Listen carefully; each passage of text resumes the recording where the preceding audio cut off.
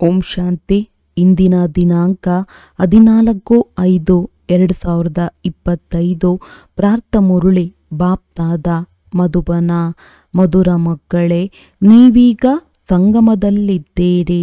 ನೀವು ಹಳೆಯ ಪ್ರಪಂಚದಿಂದ ಸಂಬಂಧವನ್ನು ತೆಗೆಯಬೇಕಾಗಿದೆ, ಏಕೆಂದರೆ ಈ ಹಳೆಯ ಪ್ರಪಂಚವು ಈಗ ಸಮಾಪ್ತಿಯಾಗಲಿದೆ. ಪ್ರಶ್ನೆ: ಸಂಗಮಯುಗದ ಯಾವ ವಿಶೇಷತೆಯು ಇಡೀ ಕಲ್ಪಕ್ಕಿಂತ ಭಿನ್ನವಾಗಿದೆ? ಉತ್ತರ: ಸಂಗಮಯುಗದ ವಿಶೇಷತೆಯೇ ಆಗಿದೆ. ಇಲ್ಲಿ ಓದುತ್ತೀರಿ, ಪ್ರಾರಬ್ಧವನ್ನು ಭವಿಷ್ಯದಲ್ಲಿ ಪಡೆಯುತ್ತೀರಿ. ಇಡೀ ಕಲ್ಪದಲ್ಲಿ ಇಂತಹ ವಿದ್ಯೆಯನ್ನು ಓದಿಸಲಾಗುವುದಿಲ್ಲ. ಯಾವುದರ ಪ್ರಾರಬ್ಧವು ಇನ್ನೊಂದು ಜನ್ಮದಲ್ಲಿ ಸಿಗುತ್ತದೆ. ಈಗ ನೀವು ಮಕ್ಕಳು ಅಮರ ಲೋಕಕ್ಕಾಗಿ ಮೃತ್ಯು ಲೋಕದಲ್ಲಿ ಓದುತ್ತೀರಿ, ಇನ್ನೊಂದು ಜನ್ಮಕ್ಕಾಗಿ ಓದುವುದಿಲ್ಲ. ಗೀತೆ: ದೂರ ದೇಶದಲ್ಲಿರುವವರು. ಓಂ ಶಾಂತಿ. ದೂರ ದೇಶದಲ್ಲಿರುವವರು ಯಾರು? ಇದನ್ನು ಯಾರೂ ತಿಳಿದುಕೊಂಡಿಲ್ಲ. ಪರದೇಶದಲ್ಲಿ ಬರಲು ಅವರಿಗೆ ತಮ್ಮ ದೇಶವಿರಲಿಲ್ಲವೇ? ಅವರು ತಮ್ಮ ದೇಶದಲ್ಲಿ ಬರುವುದಿಲ್ಲ. ಈ ರಾವಣನ ರಾಜ್ಯವು ಪರದೇಶವಾಗಿದೆ ಎಲ್ಲವೇ? ಅಂದ ಮೇಲೆ ಶಿವತಂದೆಯು ತಮ್ಮ ದೇಶದಲ್ಲಿ ಬರುವುದಿಲ್ಲವೇ? ರಾವಣನ ಪರದೇಶವು ಯಾವುದು ಮತ್ತು ದೇಶವು ಯಾವುದು? ಶಿವತಂದೆಯೇ ತನ್ನ ದೇಶ ಯಾವುದಾಗಿದೆ? ತನ್ನ ದೇಶದ ಸ್ಥಾಪನೆ ಮಾಡಲು ಬಂದಿದ್ದಾರೆ. ತಮ್ಮ ದೇಶದಲ್ಲಿ ಸ್ವಯಂ ತಂದೆಯೇ ಬರುತ್ತಾರೆ.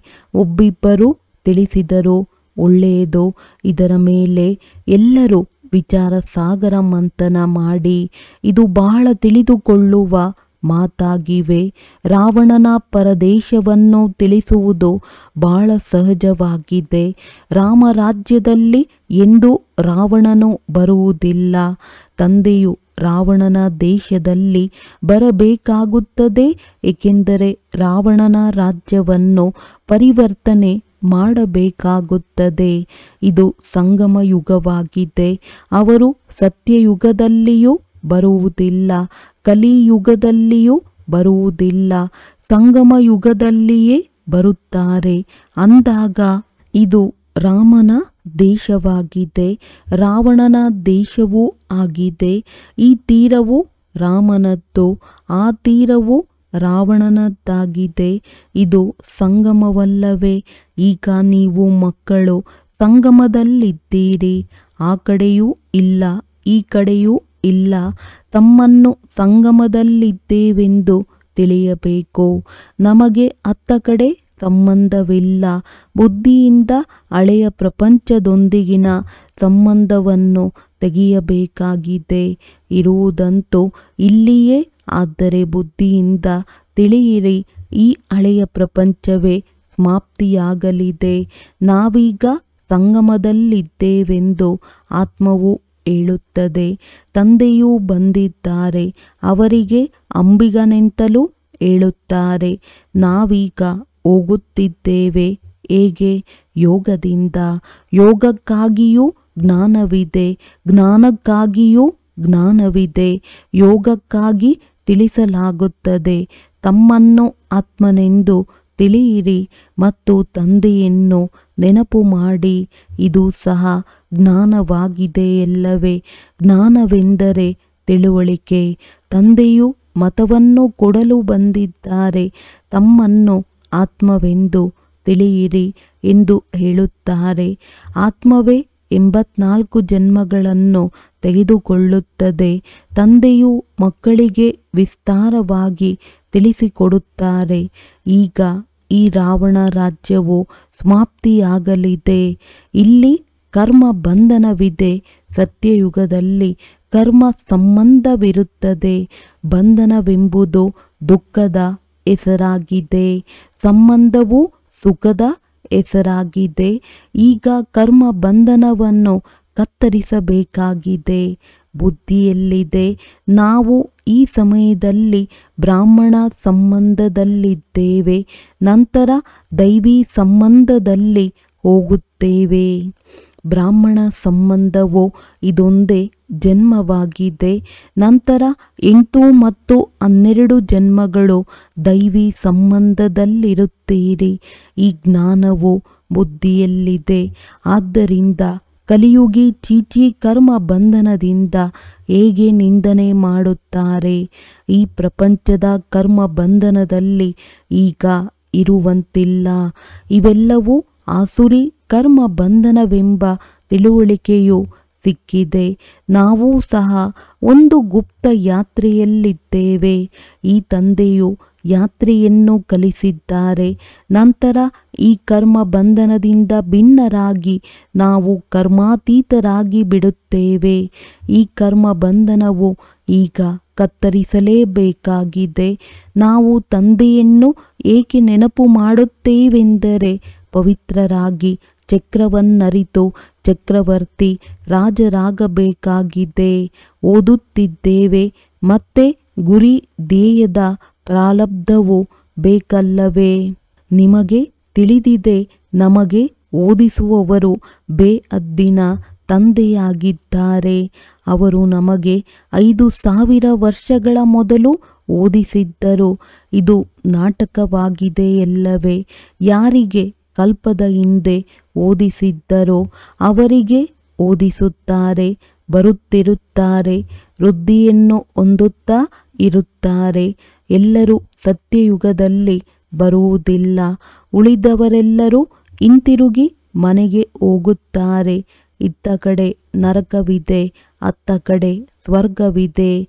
ಆ ವಿದ್ಯೆಯಲ್ಲಂತೂ ಪ್ರಾರಬ್ಧವನ್ನು ಇಲ್ಲಿಯೇ ಪಡೆಯುತ್ತೇವೆಂದು ತಿಳಿಯುತ್ತಾರೆ. ಆದರೆ ನಾವು ಸಂಗಮಯುಗದಲ್ಲಿ ಓದುತ್ತೇವೆ. ಇದರ ಪ್ರಾರಬ್ಧವು ನಮಗೆ ಹೊಸ ಪ್ರಪಂಚದಲ್ಲಿ ಸಿಗುವುದು. ಇದು ಹೊಸ ಮಾತಾಗಿದೆ. ನಿಮಗೆ ಇದರ ಪ್ರಾರಬ್ಧವು ಇನ್ನೊಂದು ಜನ್ಮದಲ್ಲಿ ಸಿಗುವುದೆಂಬ ಮಾತನ್ನು ಪ್ರಪಂಚದಲ್ಲಿ ಮತ್ಯಾರೂ ಹೇಳುವುದಿಲ್ಲ. ಈ ಜನ್ಮದಲ್ಲಿ ಮುಂದಿನ ಜನ್ಮಗಳ ಪ್ರಾರಬ್ಧವನ್ನು ಪಡೆಯುವುದು ಕೇವಲ ಈ ಸಂಗಮಯುಗದಲ್ಲಿಯೇ ಆಗುತ್ತದೆ. ತಂದೆಯೂ ಸಹ ಸಂಗಮಯುಗದಲ್ಲಿ ಬರುತ್ತಾರೆ. ನೀವು ಪುರುಷೋತ್ತಮರಾಗಲು ಓದುತ್ತೀರಿ. ಒಂದೇ ಬಾರಿ ಭಗವಂತ ಜ್ಞಾನಸಾಗರನೂ ಬಂದು ಹೊಸ ಪ್ರಪಂಚ ಅಮರಪುರಿಗಾಗಿ ಓದಿಸುತ್ತಾರೆ. ಇದು ಕಲಿಯುಗ ಮೃತ್ಯುಲೋಕವಾಗಿದೆ. ನಾವು ಸತ್ಯಯುಗಕ್ಕಾಗಿ ಓದುತ್ತೇವೆ. ನರಕವಾಸಿಗಳಿಂದ ಸ್ವರ್ಗವಾಸಿಗಳಾಗಲು ಓದುತ್ತೇವೆ. ಇದು ಪರದೇಶ, ಅದು ನಮ್ಮ ದೇಶವಾಗಿದೆ. ಆ ತಮ್ಮ ದೇಶದಲ್ಲಿ ಬರಲು ತಂದೆಗೆ ಅವಶ್ಯಕತೆ ಇಲ್ಲ. ಆ ದೇಶವು ಕೇವಲ ತಾವು ಮಕ್ಕಳಿಗಾಗಿಯೇ ಇದೆ. ಆ ಸತ್ಯಯುಗದಲ್ಲಿ ರಾವಣನು ಬರುವಂತಿಲ್ಲ. ರಾವಣನು ಮಾಯವಾಗಿ ಬಿಡುತ್ತಾನೆ. ಮತ್ತೆ ದ್ವಾಪರದಲ್ಲಿ ಬರುತ್ತಾನೆ. ಆಗ ತಂದೆಯು ಮರೆಯಾಗುತ್ತಾರೆ. ಸತ್ಯಯುಗದಲ್ಲಿ ಯಾರು ಅವರನ್ನು ತಿಳಿದುಕೊಂಡಿಲ್ಲ. ಅಂದ ಮೇಲೆ ನೆನಪನ್ನೇಕೆ ಮಾಡುತ್ತಾರೆ? ಸುಖದ ಪ್ರಾರಬ್ಧವು ಪೂರ್ಣವಾದಾಗ ರಾವಣ ರಾಜ್ಯವು ಆರಂಭವಾಗುತ್ತದೆ. ಇದಕ್ಕೆ ಪರದೇಶವೆಂದು ಹೇಳಲಾಗುತ್ತದೆ. ಈಗ ನೀವು ತಿಳಿದುಕೊಂಡಿದ್ದೀರಿ, ನಾವು ಸಂಗಮಯುಗದಲ್ಲಿದ್ದೇವೆ. ನಮಗೆ ಮಾರ್ಗವನ್ನು ತೋರಿಸುವಂತಹ ತಂದೆಯು ಸಿಕ್ಕಿದ್ದಾರೆ. ಉಳಿದವರೆಲ್ಲರೂ ಅಲೆದಾಡುತ್ತಿರುತ್ತಾರೆ. ಯಾರು ಬಹಳ ಸುಸ್ತಾಗಿರುವರೋ, ಯಾರು ಕಲ್ಪದ ಹಿಂದೆ ಮಾರ್ಗವನ್ನು ಪಡೆದಿರುವರೋ ಅವರೇ ಬರುತ್ತಾರೆ. ನೀವು ಮಾರ್ಗದರ್ಶಕರು, ಎಲ್ಲರಿಗೆ ಮಾರ್ಗವನ್ನು ತಿಳಿಸುತ್ತೀರಿ. ಇದು ಆತ್ಮಿಕ ಯಾತ್ರೆಯ ಮಾರ್ಗವಾಗಿದೆ. ನೇರವಾಗಿ ಸುಖಧಾಮಕ್ಕೆ ಹೋಗುತ್ತೀರಿ. ನೀವು ಮಾರ್ಗದರ್ಶಕರು ಪಾಂಡವ ಸಂಪ್ರದಾಯದವರಾಗಿದ್ದೀರಿ. ಪಾಂಡವ ರಾಜ್ಯವೆಂದು ಹೇಳುವುದಿಲ್ಲ. ರಾಜ್ಯವು ಕೌರವರಿಗೂ ಇಲ್ಲ, ಪಾಂಡವರಿಗೂ ಇಲ್ಲ. ಇಬ್ಬರಿಗೂ ಕಿರೀಟವಿಲ್ಲ. ಭಕ್ತಿ ಮಾರ್ಗದಲ್ಲಿ ಇಬ್ಬರಿಗೂ ಕಿರೀಟವನ್ನು ತೋರಿಸಿದ್ದಾರೆ. ಒಂದು ವೇಳೆ ಕೊಟ್ಟರೂ ಸಹ ಕೌರವರಿಗೆ ಪ್ರಕಾಶತೆಯ ಕಿರೀಟವಿಲ್ಲ, ಪಾಂಡವರಿಗೂ ಸಹ ಕೊಡಲು ಸಾಧ್ಯವಿಲ್ಲ, ಏಕೆಂದರೆ ಇನ್ನೂ ಪುರುಷಾರ್ಥಿಗಳಾಗಿದ್ದಾರೆ. ನಡೆಯುತ್ತಾ ನಡೆಯುತ್ತಾ ಕೆಳಗೆ ಬೀಳುತ್ತಾರೆ. ಆದ್ದರಿಂದ ಯಾರಿಗೆ ಕೊಡುವುದೋ? ಇದರಿಂದಲೇ ಇವೆಲ್ಲ ಅಲಂಕಾರಗಳನ್ನು ವಿಷ್ಣುವಿಗೆ ತೋರಿಸಿದ್ದಾರೆ, ಏಕೆಂದರೆ ಅವರು ಪವಿತ್ರವಾಗಿದ್ದಾರೆ. ಸತ್ಯಯುಗದಲ್ಲಿ ಪವಿತ್ರ, ಸಂಪೂರ್ಣ, ನಿರ್ವಿಕಾರಿಗಳಾಗಿರುತ್ತಾರೆ. ಪವಿತ್ರತೆಯ ಪ್ರಕಾಶತೆಯ ಕಿರೀಟವಿರುತ್ತದೆ. ಈ ಸಮಯದಲ್ಲಂತೂ ಯಾರೂ ಪವಿತ್ರರಿಲ್ಲ. ನಾವು ಪವಿತ್ರರೆಂದು ಸನ್ಯಾಸಿಗಳು ಹೇಳಿಕೊಳ್ಳುತ್ತಾರೆ. ಆದರೆ ಪ್ರಪಂಚವು ಪವಿತ್ರವಲ್ಲವಲ್ಲವೇ? ಮತ್ತೆ ಜನ್ಮವನ್ನೂ ಸಹ ವಿಕಾರಿ ಪ್ರಪಂಚದಲ್ಲಿಯೇ ತೆಗೆದುಕೊಳ್ಳುತ್ತಾರೆ. ಇದು ರಾವಣನ ಪತಿತಪುರಿಯಾಗಿದೆ. ಪಾವನ ರಾಜ್ಯವೆಂದು ಹೊಸ ಪ್ರಪಂಚ ಸತ್ಯಯುಗಕ್ಕೆ ಹೇಳಲಾಗುತ್ತದೆ. ಈಗ ನೀವು ಮಕ್ಕಳನ್ನು ತಂದೆ ಮಾಲಿಯು ಮುಳ್ಳುಗಳಿಂದ ಹೂಗಳನ್ನಾಗಿ ಮಾಡುತ್ತಾರೆ. ಅವರು ಪತಿತ ಪಾವನನೂ ಆಗಿದ್ದಾರೆ, ಅಂಬಿಗನೂ ಆಗಿದ್ದಾರೆ, ಮಾಲಿಯೂ ಆಗಿದ್ದಾರೆ. ಮುಳ್ಳುಗಳ ಕಾಡಿನಲ್ಲಿ ಮಾಲಿಯೂ ಬಂದಿದ್ದಾರೆ. ನಿಮ್ಮ ಕಮಾಂಡರ್ ಒಬ್ಬರೇ ಆಗಿದ್ದಾರೆ, ಯಾದವರ ಚೀಫ್ ಕಮಾಂಡರ್ ಎಂದು ಶಂಕರನಿಗೆ ಹೇಳುವುದೇ. ವಾಸ್ತವದಲ್ಲಿ ಶಂಕರನೇನು ವಿನಾಶ ಮಾಡಿಸುವುದಿಲ್ಲ. ಸಮಯವು ಬಂದಾಗ ಯುದ್ಧವು ತಾನೇ ಆಗುತ್ತದೆ. ಶಂಕರನ ಪ್ರೇರಣೆಯಿಂದ ಅಣ್ವಸ್ತ್ರಗಳು ತಯಾರಾಗುತ್ತವೆ ಎಂದು ಹೇಳುತ್ತಾರೆ. ಹೀಗೆ ಅನೇಕ ಕಥೆಗಳನ್ನು ಬರೆದಿದ್ದಾರೆ. ಹಳೆಯ ಪ್ರಪಂಚವಂತೂ ಅವಶ್ಯವಾಗಿ ಸಮಾಪ್ತಿಯಾಗಲಿದೆ. ಮನೆಯು ಹಳೆಯದಾದಾಗ ಬಿದ್ದು ಹೋಗುತ್ತದೆ, ಮನುಷ್ಯರು ಸತ್ತು ಹೋಗುತ್ತಾರೆ. ಈ ಹಳೆಯ ಪ್ರಪಂಚವೂ ಸಹ ಸಮಾಪ್ತಿಯಾಗಲಿದೆ. ಇವೆಲ್ಲವೂ ಬಿದ್ದು ಕೆಲವರು ಸತ್ತು ಹೋಗುತ್ತಾರೆ, ಕೆಲವರು ನೀರಿನಲ್ಲಿ ಮುಳುಗಿ ಸಾಯುತ್ತಾರೆ, ಕೆಲವರು ಗಾಬರಿಯಲ್ಲಿ ಶರೀರ ಬಿಡುತ್ತಾರೆ. ಅಣುಬಾಂಬುಗಳ ವಿಷಗಾಳಿಯೂ ಸಹ ಅನೇಕರನ್ನು ಸಾಯಿಸುತ್ತದೆ. ಮಕ್ಕಳ ಬುದ್ಧಿಯಲ್ಲಿದೆ. ಈಗ ವಿನಾಶವು ಆಗಲೇಬೇಕಾಗಿದೆ. ನಾವು ಆ ತೀರಕ್ಕೆ ಹೋಗಬೇಕಾಗಿದೆ. ಕಲಿಯುಗವು ಪೂರ್ಣವಾಗಿ ಸತ್ಯಯುಗದ ಸ್ಥಾಪನೆಯು ಅವಶ್ಯವಾಗಿ ಆಗಬೇಕಾಗಿದೆ. ನಂತರ ಅರ್ಧಕಲ್ಪ ಯುದ್ಧವು ನಡೆಯುವುದೇ ಇಲ್ಲ. ಈಗ ತಂದೆಯು ಪುರುಷಾರ್ಥ ಮಾಡಿಸಲು ಬಂದಿದ್ದಾರೆ. ಇದು ಕೊನೆಯ ಅವಕಾಶವಾಗಿದೆ. ತಡ ಮಾಡಿದರೆ ಮತ್ತೆ ಆಕಸ್ಮಿಕವಾಗಿ ಶರೀರವನ್ನು ಬಿಡುತ್ತೀರಿ. ಮೃತ್ಯುವು ಸನ್ಮುಖದಲ್ಲಿ ನಿಂತಿದೆ. ಮನುಷ್ಯರು ಕುಳಿತಿದ್ದಂತೆಯೇ ಆಕಸ್ಮಿಕವಾಗಿ ಸತ್ತು ಹೋಗುತ್ತಾರೆ. ಕಾಯುವುದಕ್ಕೆ ಮೊದಲೇ ನೆನಪಿನ ಯಾತ್ರೆ ಮಾಡಿರಿ. ನೀವು ಮಕ್ಕಳಿಗೆ ಮನೆಗೆ ಹೋಗಬೇಕಾಗಿದೆ. ಆದ್ದರಿಂದ ತಂದೆಯೂ ತಿಳಿಸುತ್ತಾರೆ, ಮಕ್ಕಳೇ, ಮನೆಯನ್ನು ನೆನಪು ಮಾಡಿ, ಇದರಿಂದ ಅಂತ್ಯಮತಿ ಸೋಗತಿಯಾಗುವುದು. ಮನೆಗೆ ಹೊರಟು ಹೋಗುತ್ತೀರಿ, ಆದರೆ ಕೇವಲ ಮನೆಯನ್ನು ನೆನಪು ಮಾಡುವುದರಿಂದ ಪಾಪವು ನಾಶವಾಗುವುದಿಲ್ಲ. ತಂದೆಯು ನೆನಪು ಮಾಡುವುದರಿಂದಲೇ ಪಾಪಗಳು ನಾಶವಾಗುವುದು. ಮತ್ತು ಈಗ ತಮ್ಮ ಮನೆಗೆ ಹೊರಟು ಹೋಗುತ್ತೀರಿ. ಆದ್ದರಿಂದ ತಂದೆಯನ್ನು ನೆನಪು ಮಾಡುತ್ತಾ ಇರಿ. ತಮ್ಮ ಚಾರ್ಟನ್ನು ಇಟ್ಟುಕೊಳ್ಳಿ. ಇಡೀ ದಿನದಲ್ಲಿ ನಾವು ಏನು ಮಾಡಿದೆವೆಂಬುದು ಅರ್ಥವಾಗುವುದು. 5-6 ವರ್ಷದ ಮಗುವಿನಿಂದ ಹಿಡಿದು ತಮ್ಮ ಜೀವನದಲ್ಲಿ ಏನೇನು ಮಾಡಿದೆವೆಂಬುದು ನೆನಪಿರುತ್ತದೆ. ಇಡೀ ಸಮಯ ಬರೆಯುತ್ತಾ ಇರಬೇಕಾಗುತ್ತದೆ ಎಂದಲ್ಲ, ಗಮನದಲ್ಲಿರುತ್ತದೆ. ನಾವು ಉದ್ಯಾನವನದಲ್ಲಿ ಕುಳಿತು ತಂದೆಯನ್ನು ನೆನಪು ಮಾಡಿದೆವು. ಅಂಗಡಿಯಲ್ಲಿ ಯಾರೂ ಗ್ರಾಹಕರಿರಲಿಲ್ಲ. ಆಗ ನಾವು ನೆನಪಿನಲ್ಲಿ ಕುಳಿತಿದ್ದೆವು. ಹೀಗೆ ಒಳಗೆ ಎಲ್ಲವೂ ನೋಟ್ ಆಗುತ್ತಿರುವುದು. ಒಂದು ವೇಳೆ ಬರೆಯಲು ಇಚ್ಛಿಸುತ್ತೀರೆಂದರೆ ಮತ್ತೆ ದೈನಂದಿನ ದಿನಚರಿಯನ್ನು ಇಡಬಹುದಾಗಿದೆ. ಮೂಲ ಮಾತೆ ಇದಾಗಿದೆ. ನಾವು ತಮೋಪ್ರಧಾನರಿಂದ ಹೇಗೆ ಸತೋಪ್ರಧಾನರಾಗುವುದು, ಹೇಗೆ ಪವಿತ್ರ ಪ್ರಪಂಚದ ಮಾಲೀಕರಾಗುವುದು, ಪತಿತರಿಂದ ಪಾವನ ಹೇಗಾಗುವುದು. ತಂದೆಯು ಬಂದು ಇದರೆಲ್ಲದರ ಜ್ಞಾನವನ್ನು ಕೊಡುತ್ತಾರೆ. ಜ್ಞಾನಸಾಗರನು ತಂದೆಯೇ ಆಗಿದ್ದಾರೆ.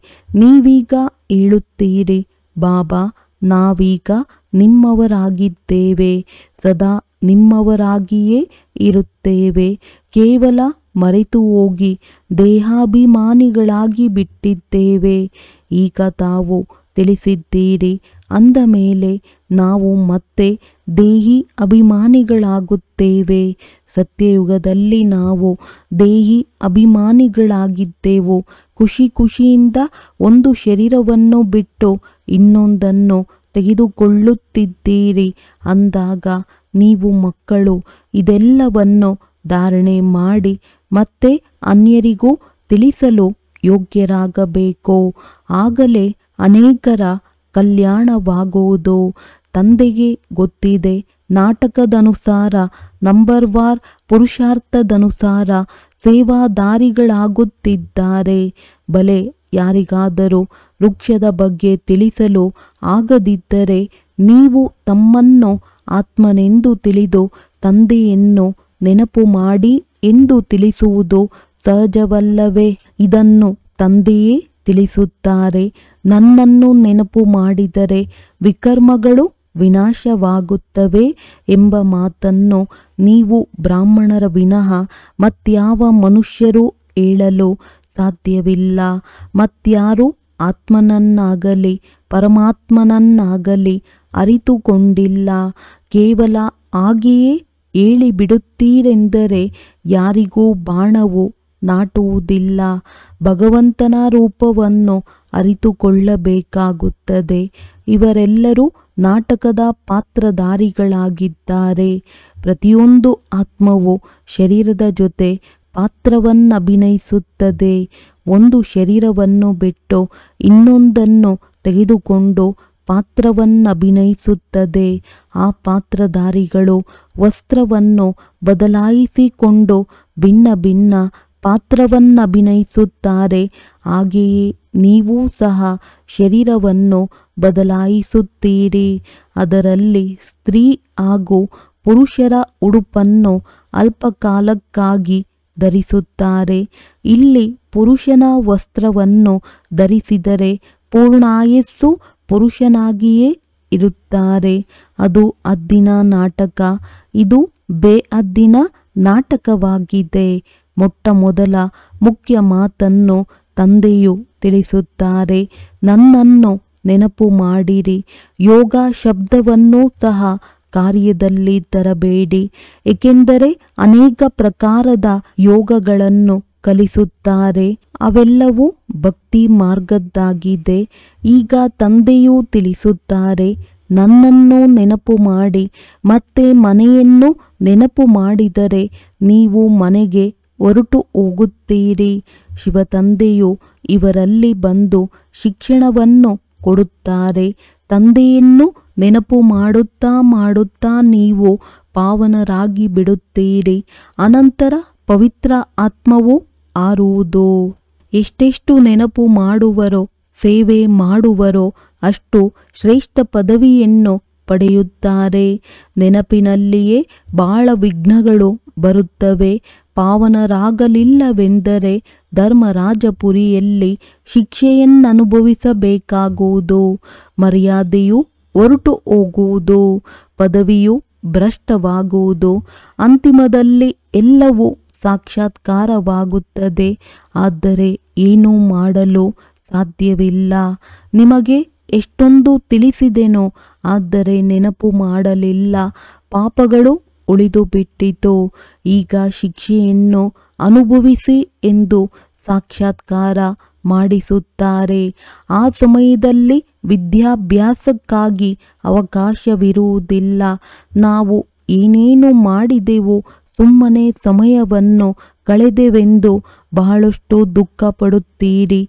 ಆದರೆ ಶಿಕ್ಷೆಯನ್ನಂತೂ ಅನುಭವಿಸಲೇಬೇಕಾಗುತ್ತದೆ. ಏನೂ ಮಾಡಲು ಸಾಧ್ಯವಿಲ್ಲ. ಅನುತ್ತೀರ್ಣರಾದಿರೆಂದರೆ ಆದಿರಿ, ಮತ್ತೆ ಓದುವ ಮಾತಿಲ್ಲ. ಲೌಕಿಕ ವಿದ್ಯೆಯಲ್ಲಂತೂ ಅನುತ್ತೀರ್ಣರಾದರೆ ಪುನಃ ಓದುತ್ತಾರೆ. ಆದರೆ ಈ ವಿದ್ಯೆಯು ಇಲ್ಲಿಯೇ ಮುಕ್ತವಾಗಿ ಬಿಡುವುದು. ಅಂತಿಮ ಸಮಯದಲ್ಲಿ ಪಶ್ಚಾತ್ತಾಪ ಪಡಬಾರದೆಂದು ತಂದೆಯು ಸಲಹೆ ನೀಡುತ್ತಾರೆ. ಮಕ್ಕಳೇ, ಚೆನ್ನಾಗಿ ಓದಿರಿ. ಅಲ್ಲ ಸಲ್ಲದ ಮಾತುಗಳಲ್ಲಿ ತಮ್ಮ ಸಮಯವನ್ನು ಕಳೆಯಬೇಡಿ. ಇಲ್ಲವಾದರೆ ಬಹಳ ಪಶ್ಚಾತ್ತಾಪ ಪಡಬೇಕಾಗುವುದು. ಮಾಯೆಯು ಬಹಳ ವಿರುದ್ಧವಾದ ಕೆಲಸಗಳನ್ನು ಮಾಡಿಸಿ ಬಿಡುತ್ತದೆ ಎಂದು ಕಳ್ಳತನವನ್ನು ಮಾಡಿರುವುದೇ ಇಲ್ಲ. ಆದರೆ ಮಾಯೆಯು ಅದನ್ನು ಮಾಡಿಸಿ ಬಿಡುವುದು. ನಮಗೆ ಮಾಯೆಯು ಮೋಸ ಮಾಡಿಬಿಟ್ಟಿತೆಂದು ಕೊನೆಯಲ್ಲಿ ಸ್ಮೃತಿಯು ಬಂದು ಬಿಡುವುದು.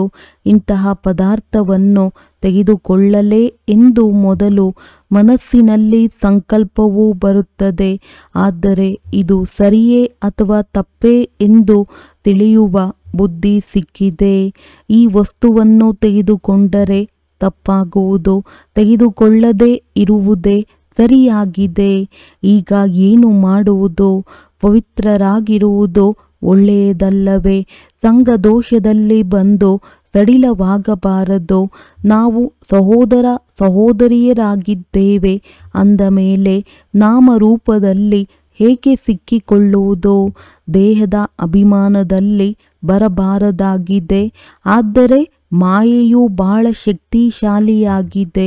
ಮಾಯೆಯು ಕೆಟ್ಟ ಕೆಲಸವನ್ನು ಮಾಡಿಸುವ ಸಂಕಲ್ಪವನ್ನು ತರಿಸುತ್ತದೆ. ತಂದೆಯು ತಿಳಿಸುತ್ತಾರೆ, ಮಕ್ಕಳೇ, ನೀವು ತಪ್ಪು ಕೆಲಸಗಳನ್ನು ಮಾಡಲೇಬಾರದು.